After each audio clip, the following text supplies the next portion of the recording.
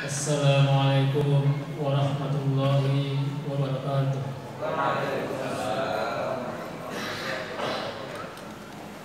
Alhamdulillah, wassalatu wassalamu ala rasulillah wa ala alihi wa sahbihi wa man tabi'ahum bi ihsanin ila yaumiddin. Jamaah salat subuh yang dimuliakan oleh Allah Subhanahu wa taala. Puji syukur senantiasa kita panjatkan kehadirat Allah Subhanahu wa taala, karena dengan rahmat dan inayahnya kita masih diberikan kesempatan oleh Allah Subhanahu wa taala untuk menghirup udaranya di pagi hari ini. Kemudian Bapak dan Ibu sekalian, tak terasa kita telah memasuki subuh keempat dari bulan suci Ramadan ini. Semoga amal ibadah kita di hari-hari yang telah kita lewati ini diterima oleh Allah Subhanahu wa taala. Amin. Masyaallah muslimin rahimakumullah. Tentunya di dalam menjalankan ibadah di bulan suci Ramadan ini kita mengharapkan bahwasanya ibadah-ibadah yang kita lakukan ini itu kita lakukan dengan penuh kekhusyuan. Dan kita juga berharap bagaimana sedapat mungkin ibadah yang kita lakukan ini kita berusaha untuk khusyuk. Dan kita berusaha mencari bagaimana caranya bisa khusyuk di dalam beribadah itu, sehingga ibadah-ibadah yang kita lakukan ini betul-betul kita nikmati. Bukan hanya sekedar melepaskan kewajiban. Ya. Karena banyak orang yang beribadah, Bapak Ibu sekalian, dia sholat, dia puasa, hanya sekedar untuk melepaskan kewajibannya saja. Dia tidak bisa menikmati ibadah tersebut, tidak bisa menikmati bagaimana ya nikmatnya itu sholat, nikmatnya itu berpuasa dan sebagainya. Ya. Maka salah satu cara yang bisa kita tempuh supaya kita betul-betul khusyuk di dalam beribadah ini adalah kata ya hadis, atau dalam hadis dikatakan yang diriwayatkan oleh Tirmidzi bahwasanya aktsiruz zikra hazimil lazzat yakni al-maut. Ya. Salah satu cara supaya kita ini bisa khusyuk di dalam beribadah adalah dengan banyak-banyak mengingat kematian. Dan ini adalah pesan Rasulullah SAW, aktsiruz zikra hazimil lazzat. Ya. Banyak-banyaklah kalian mengingat pemutus kenikmatan. Yang bisa memutuskan kenikmatan di dunia ini adalah al-maut, kematian. Ya. Jadi jamaah sekalian, ketika kita mengingat bahwasanya semua akan berakhir dengan kematian, maka tentulah kita akan berusaha untuk bisa betul-betul khusyuk di dalam menjalankan setiap ibadah. Kenapa jamaah sekalian? Karena setiap kita melakukan ibadah, kita melakukan sholat subuh ini, selalu kita menganggap bahwasanya mungkin ini adalah sholat subuh saya yang terakhir. Dan memang jemaah sekalian, tidak ada yang bisa menjamin kehidupan kita. Kita tidak bisa menjamin bahwasanya kita akan hidup sampai sholat zuhur. Ya, ada saja penyebab kematian. Bukan hanya sakit yang bisa menyebabkan kita meninggal. Ada orang yang sehat, ya, menurut pandangan kita, tetapi lebih dahulu dipanggil oleh Allah Subhanahu wa taala daripada orang yang sakit. Maka dengan niat kematian ini jamaah sekalian, ini akan membantu kita untuk senantiasa betul-betul ya berupaya untuk khusyuk di dalam setiap ibadah yang kita lakukan. Kenapa jamaah sekalian? Karena kematian ini ya, kadang sebagian orang takut. Jadi ada orang yang senang memandang kematian itu, ada orang yang takut dengan atau membenci dengan kematian itu. Nah, orang-orang yang senang memandang kematian ini juga terbagi. Ya, ada 3 golongan. Yang pertama, ada orang yang senang memandang kematian itu tidak peduli dengan kematian itu, tidak pernah pusing dengan kematian itu, siapa itu? Mereka adalah golongan orang-orang yang kafir. Ya. Orang-orang yang kafir pada level tertentu itu biasanya tidak takut mati. Ini bisa kita lihat dari ya hobi-hobi mereka yang mungkin hobi-hobi yang olahraga ekstrim, ya, panjat tebing, ya, bersepeda di atas gunung dan sebagainya, atau olahraga lain yang mungkin menurut pandangan kita sedikit saja dia tergelincir, dia akan jatuh dan akibatnya meninggal. Mungkin menurut kita ini tidak takut mati, karena memang mereka tidak pernah memikirkan tentang kematian itu. Mereka tidak paham. Ya, jawabannya karena mereka tidak paham tentang hakikat kematian itu. Yang mereka ketahui bahwasanya setelah orang meninggal, khalas, tidak ada lagi masalah.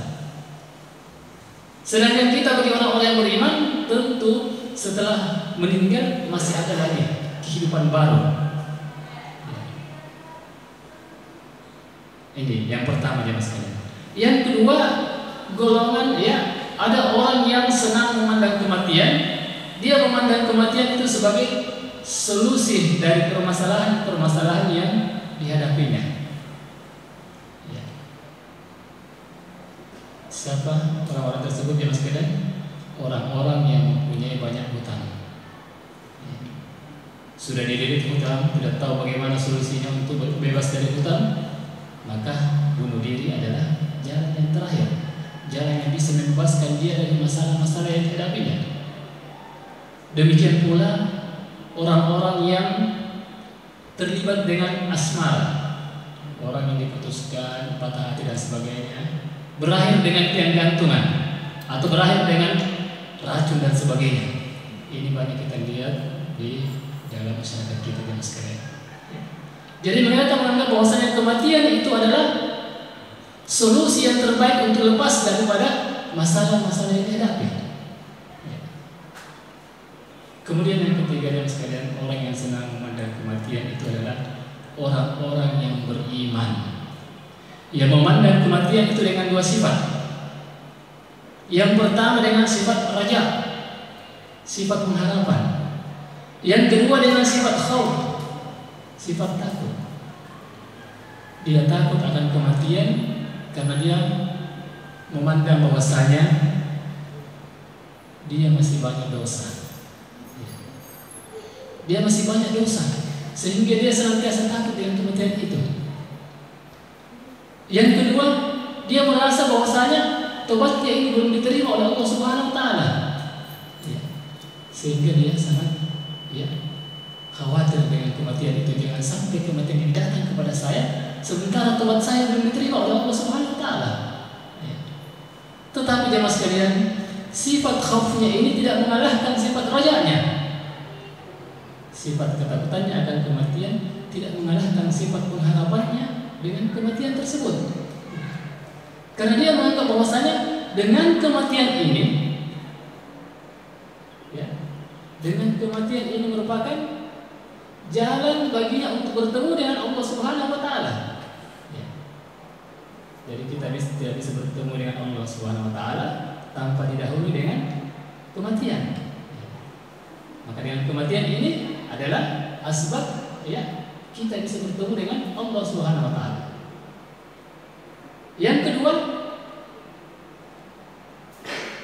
pengharapan mereka dengan kematian ini itu karena dengan perkara ini, dengan asbab kematian ini, dia bisa berjumpa dengan amalan-amalan ibadahnya selama di dunia ini. Kalau kita ingin melihat pahala dari sholat kita, maka tentunya didahului dengan kematian. Kita ingin melihat bagaimana pahala daripada ibadah puasa kita, juga didahului dengan kematian. Jadi ini jemaah sekalian, orang mukmin itu senantiasa memandang atau senang memandang kematian dengan dua sifat, sifat raja dan sifat khauf. Masyaallah muslimin rahimakumullah. Ketika kita banyak melihat kematian ini jemaah sekalian, maka tentulah ada hikmah-hikmah yang akan kita dapatkan. Ya. Dan di antara hikmahnya, jemaah sekalian, yang pertama bahwasanya sesungguhnya kehidupan manusia ini hanya ada dua kondisi. Ya, hanya ada dua kondisi. Entah dia dalam keadaan sempit atau entah dia dalam keadaan lapang. Dan ketika kita misalnya berada dalam kondisi sempit, ya, entah itu ekonomi kita sempit, ya, rezeki kita kurang dan sebagainya, dengan melihat kematian ini, itu akan meringankan ujian kita. Karena kita akan berkata bahwasanya semua akan berakhir dengan kematian. Kita tidak akan selamanya menghadapi kehidupan yang sulit di permukaan bumi ini. Sehingga kita tidak akan menyalahkan Allah Subhanahu wa taala, kenapa Allah memberikan saya rezeki yang sedikit sementara orang-orang kafir itu diberikan rezeki yang berlimpah. Karena kita tahu bahwasanya kehidupan di dunia hanyalah sementara sifatnya. Yang kedua, ketika kita berada dalam keadaan lapang, ya, punya kelebihan harta dan sebagainya, dengan melihat kematian ini, itu akan menjadikan kita tidak sombong dan tidak akan melupakan Allah Subhanahu wa taala. Karena kita pun akan melihat bahwasanya semua yang kita miliki ini juga akan berakhir. Jemaah subuh rahimahullah. Yang kedua adalah kata Imam Ali Ad-Daqqaq bahwasanya orang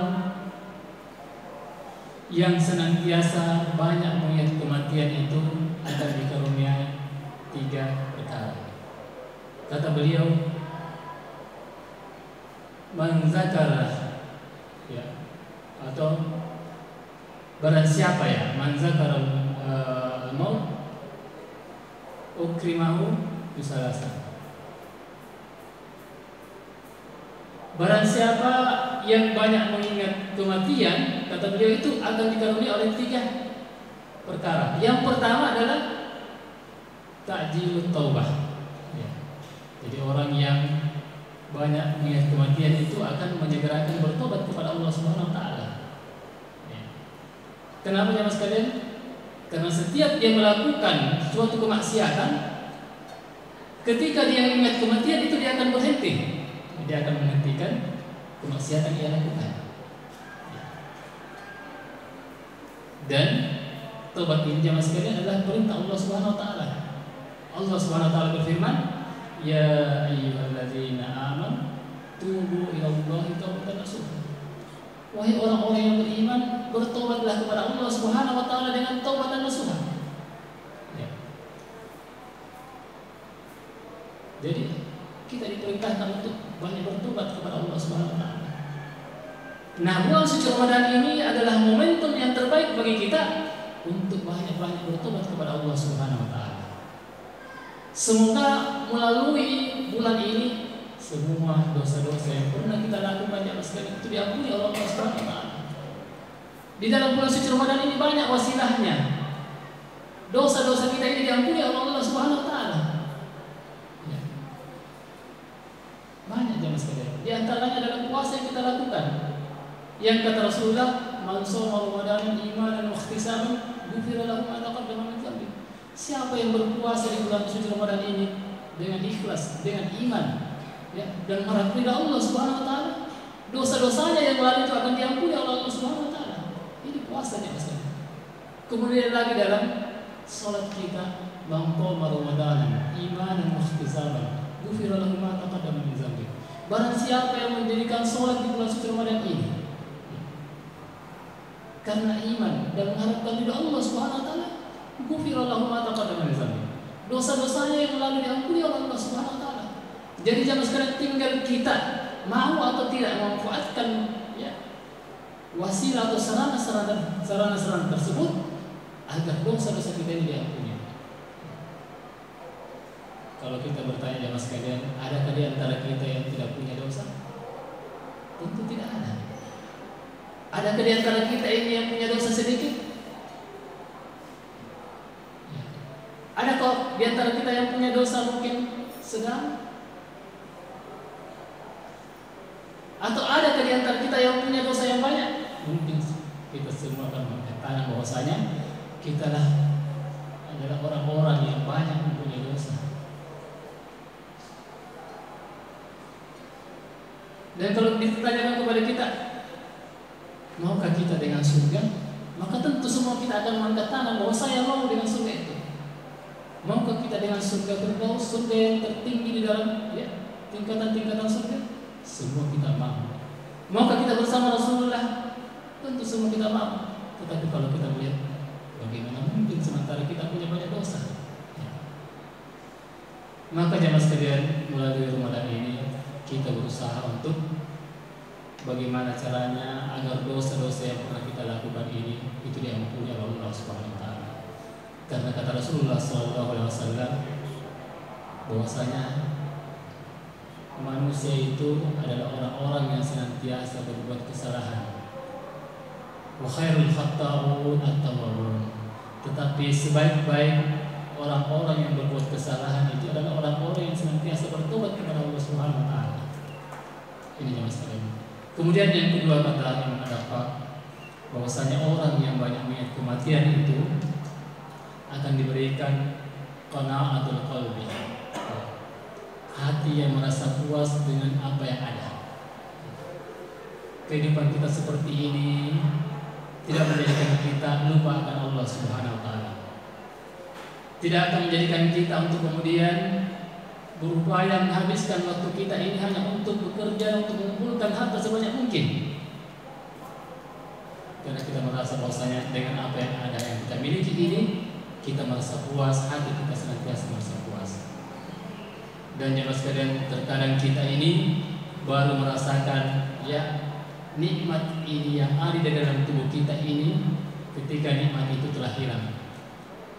Makanya Imam sahabat Abu Darda pernah bersyair bahwasanya apa yang ada jarang disyukur.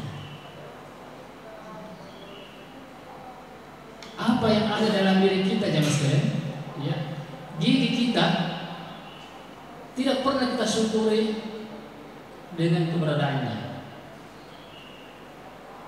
Tetapi ketika gigi ini hilang satu persatu, maka kemudian barulah terasa bahwasanya seandainya saya masih punya gigi, saya bisa memakan makanan ini. Kacang yang dulunya menjadi makanan favorit kita, tetapi ketika gigi ini sudah hilang satu persatu, maka kita pun akan menghindarkan dari makanan tersebut. Justru kalau nenek-nenek dikasih kacang, bukannya gembira, marah. Karena dianggap istilahnya otot haid. Ini jemaah sekalian. Dan ketika nikmat yang ada ini hilang, baru kita menyesali kenapa sewaktu nikmat ini bersama dengan saya tidak pernah digunakan dengan baik. Ketika saya diberikan penglihatan oleh Allah Subhanahu wa taala, tidak pernah kita gunakan mata kita ini untuk membaca Al-Qur'an, untuk memandang kebesaran Allah Subhanahu wa taala. Barulah setelah Allah mengambil penglihatan kita ini sedikit demi sedikit, baru kemudian terasa, ya Allah, betapa besar nikmat yang Engkau kurniakan kepadaku. Ini baru nikmat yang ada dalam diri kita jemaah sekalian.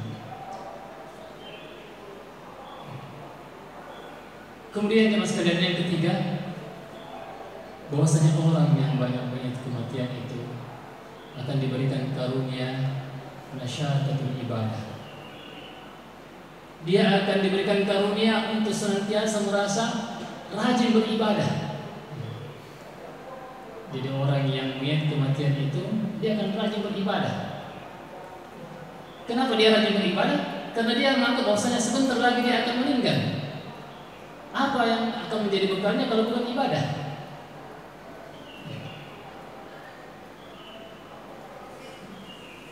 Ibu-ibu sekalian, ada kisah, ada seorang ibu yang menderita penyakit mah akut.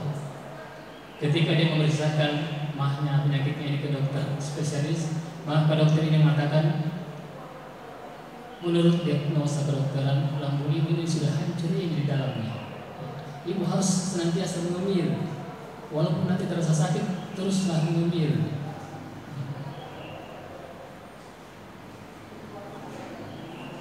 Penyakit ibu ini sudah parah. Maka karena tidak puas dengan analisa dokter itu, dia mencari lagi dokter spesialis yang lain. Maka dokter spesialis yang lain yang ditemui juga mengatakan bahwasanya penyakit ibu ini sudah parah sekali.